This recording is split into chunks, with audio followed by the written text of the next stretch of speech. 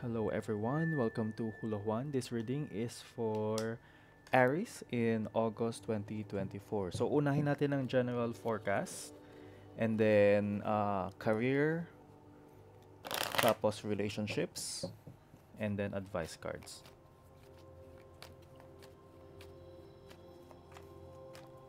Okay, so welcome po kayong lahat dito sa Hula Juan.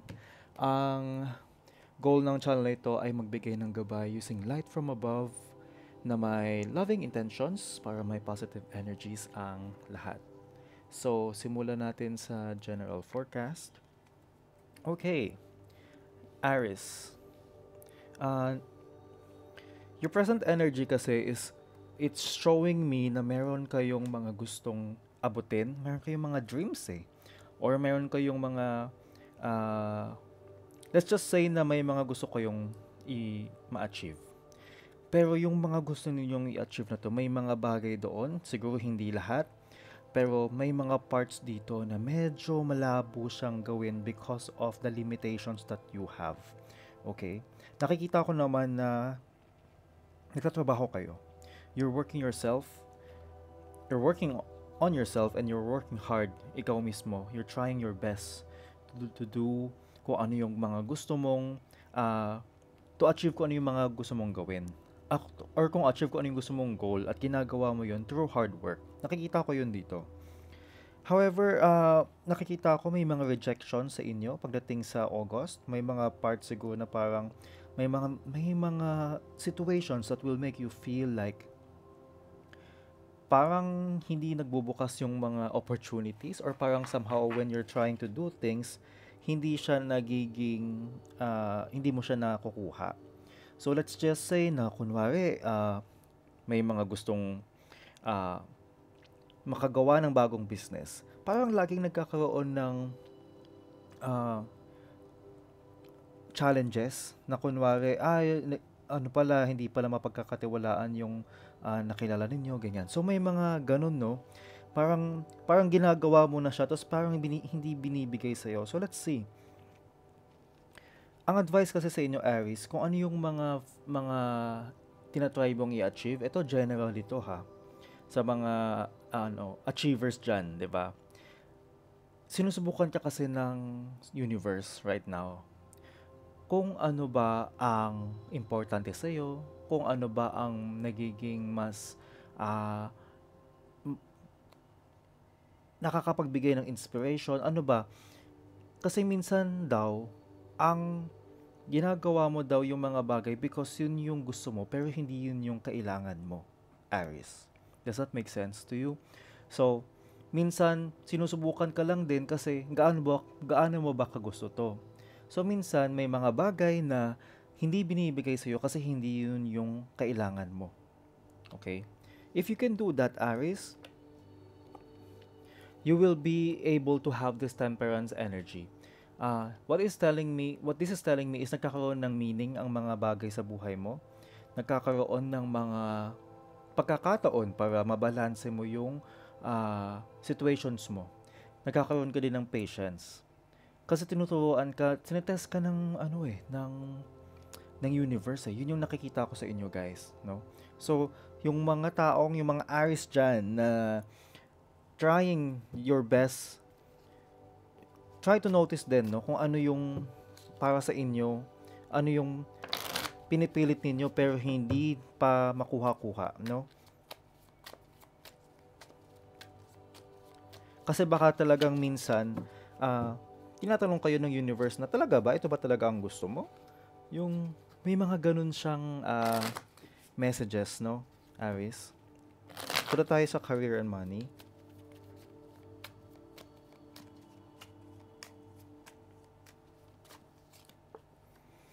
You have the Lover's card.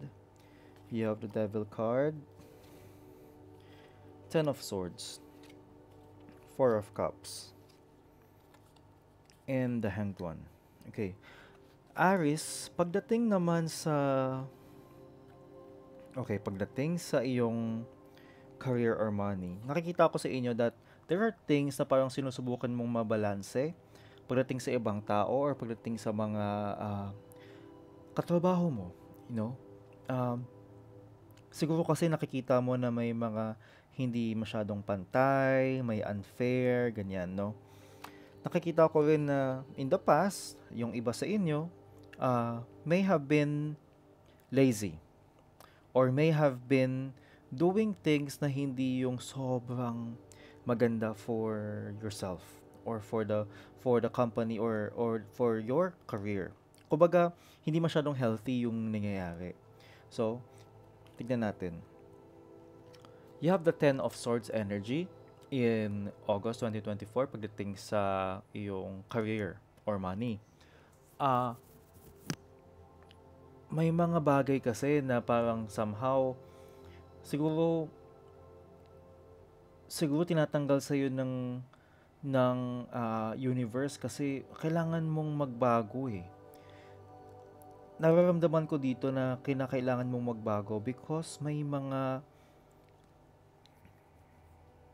bagay na kailangan mag-evolve ka, pero dahil minsan hindi ka nag-evolve, yung universe ang maggagawa ng desisyon for you.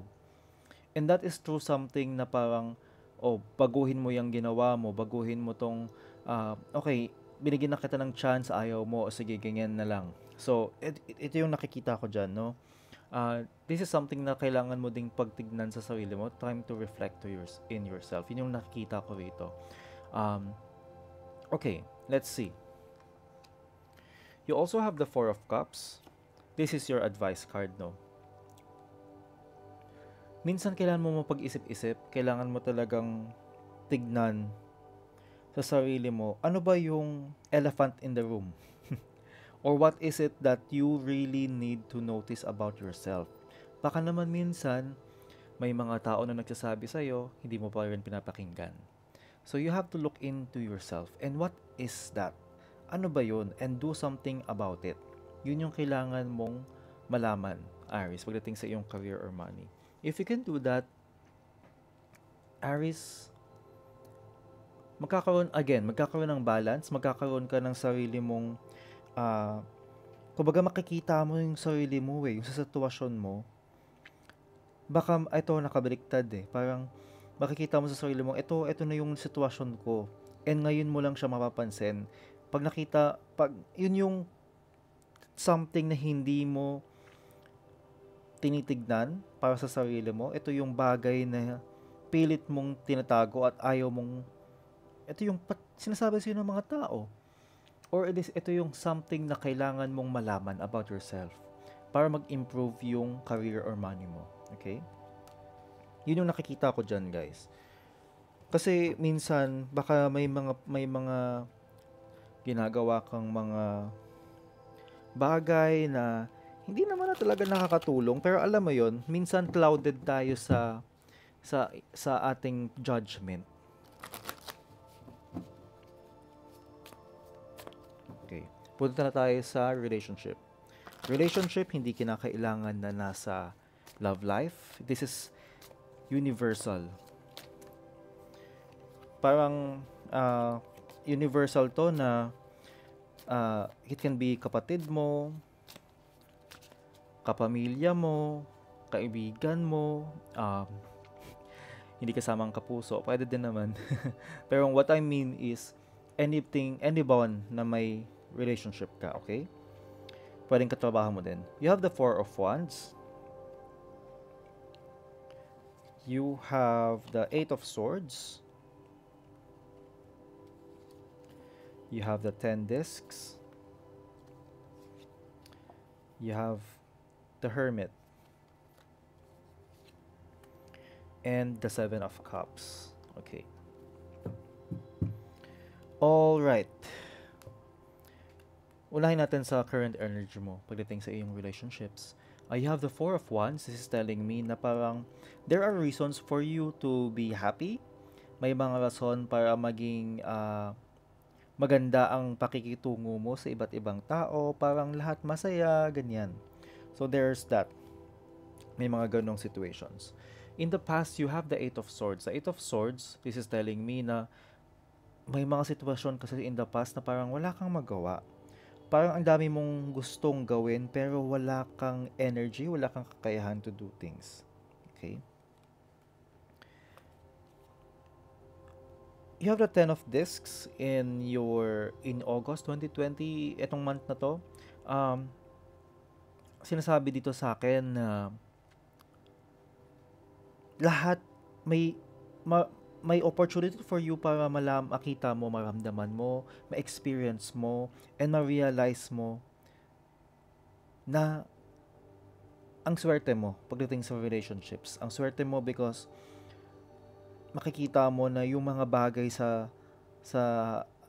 all around you ay parang nakasuporta, nakatulong, may nag-i-improve, at parang ma-realize mo lang na parang buong may may sense of satisfaction or may sense of parang ay salamat. Ganyan. Anong advice sa'yo pagdating sa relationships mo? Okay. The Hermit. Huwag mong kakalimutan na continuously kilalanin mo yung sarili mo. Na magkaroon ka rin ng time para sa sarili mo. And magkaroon ka rin ng time para isip-isipin na, alam mo yon, parang maybe kailangan mo lang ding magkaroon ng gratitude. And this is true sa sarili mo, mag-isa ka, iisipin mo, alam mo yun, napagmuni-muni ka, ganyan. Kasi may mga ideas na pwede kang makuha, pwede mong may mga kaalaman or na makikita mo to sa sarili mo eh.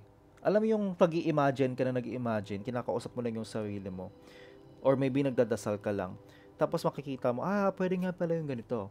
When you can do that, if you can do that, Aries, there are certain things na mag-open up for you na minsan iniisip mo lang siya pero makikita mo, oh my gosh, ang posible pala niyang gawin.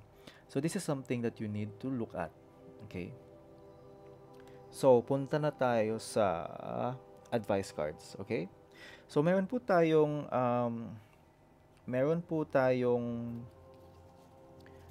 2024 forecast. Kung hindi nyo pa yun napapanood, please panoorin nyo na.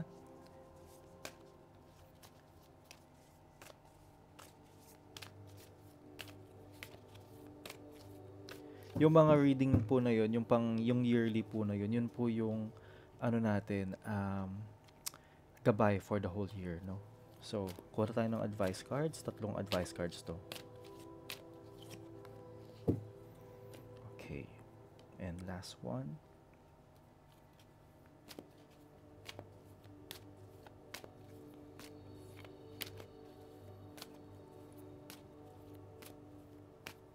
Okay.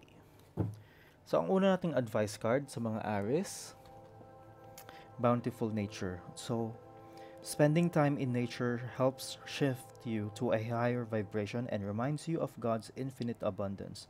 Go outside and enjoy a walk or hike with your pet, meditate beneath a tree, garden, sit under the stars, or do some other activity to connect with the limitless vastness. So, wag mo kakalimutan na wag mong ililimitahan yung sarili mo kasi there is so much para sa'yo. Just be yourself, alone, in nature, alam mo yun, maglakad ka with yourself, but importante with nature ha.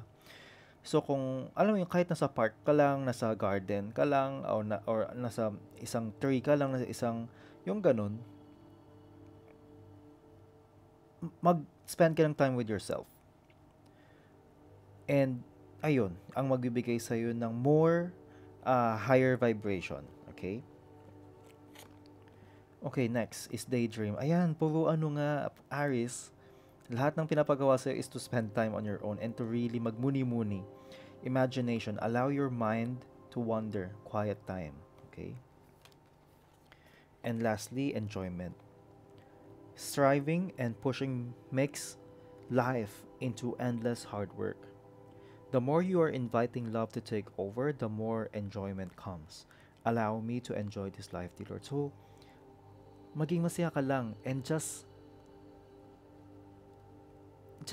have this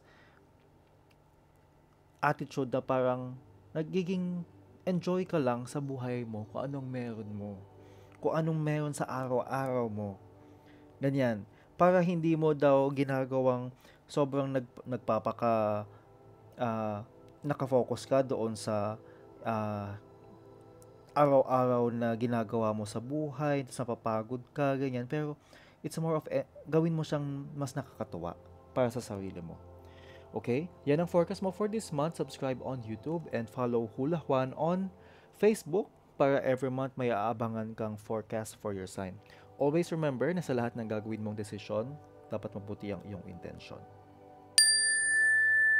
See you sa next reading.